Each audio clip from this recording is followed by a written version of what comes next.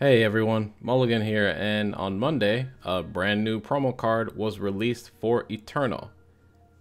Dizo, Cabal Chairman. Though it's been a couple of days since release, I still wanted to give my quick thoughts on the card. Let's start off with the stats. Dizo is a 6 power 4/6 unit requiring 2 Shadow Influence to play. He has Unblockable, and when he comes into play, you may sacrifice another unit to create and draw Cabal Extortion Scheme. Now, Cabal Extortion Scheme reads as a 3 power spell where the enemy player must choose.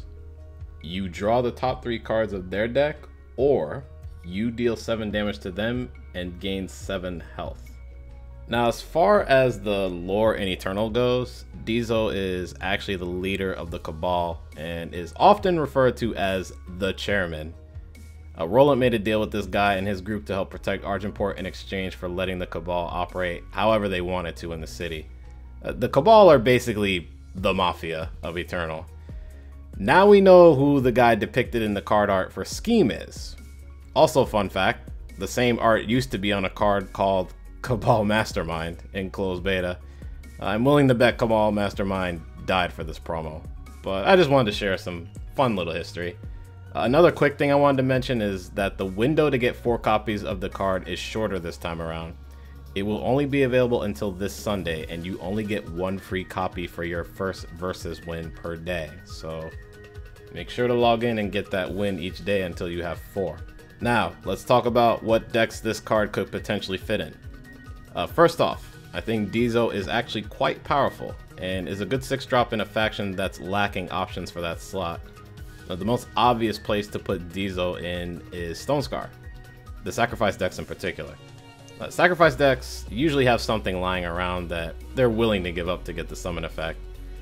I could see him in Grenadins, but the Grenadin list is pretty tight at the moment.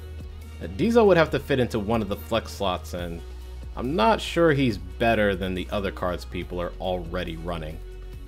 Grenadin's top end is also well taken care of, so Dizo definitely won't be replacing anything there. I'm actually more excited about another deck that Dizo could bring back into the meta, and that is Stonescar Midrange. More specifically, Stonescar Maulers. So for those new, this was a mid-range deck that focused heavily on big burn effects from cards like Soulfire Drake, Umbran Reaper, and Stonescar Maul. However, increases in the influence cost to all of those cards, except for Stonescar Maul, pushed the deck out of the metagame. Skij did have success with an updated version of the deck some months afterwards, but it hasn't been seen since, and now Soulfire Drake has since been nerfed again, now costing 6 power to play. I personally think the effects from Cabal Extortion Scheme benefit a deck like Stonescar Maulers, no matter what your opponent chooses. We'll have to see how Dizo fits into that since he also costs 6, but I'm interested in the possibilities. Argenport decks are another possibility for Dizo. However, despite the Cabal lore centering around the city of Argenport, I think he has less potential there. Justice doesn't really dabble in sacrifice effects unless you count Revenge, which can be decent, but sacrificing a Revenge unit goes against how people normally use Revenge in Constructed, that being forcing 2-for-1s from opponents. I also don't think Argenport benefits from the extortion effects as much. The Life Swing gives Argenport reach, which it lacks, but that's the problem. There aren't any other big burn effects in the faction, unlike Stonescar, where you're able to stack multiple copies of those effects into one deck if you wanted.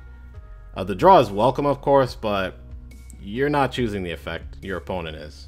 As far as Feln and Xenon go, I don't think Dizo will show up in either of those personally, but I could be wrong.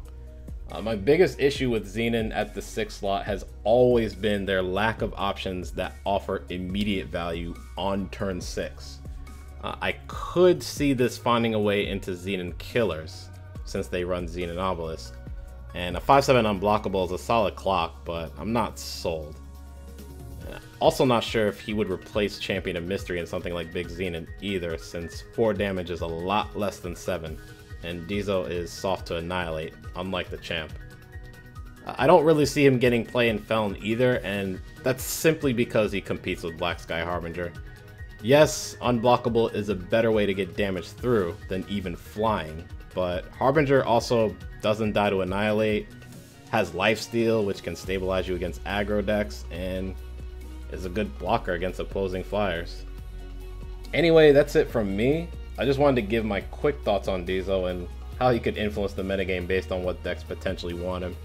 Hopefully you enjoyed the video. If you did, feel free to leave a like and check out my other Eternal content on the channel.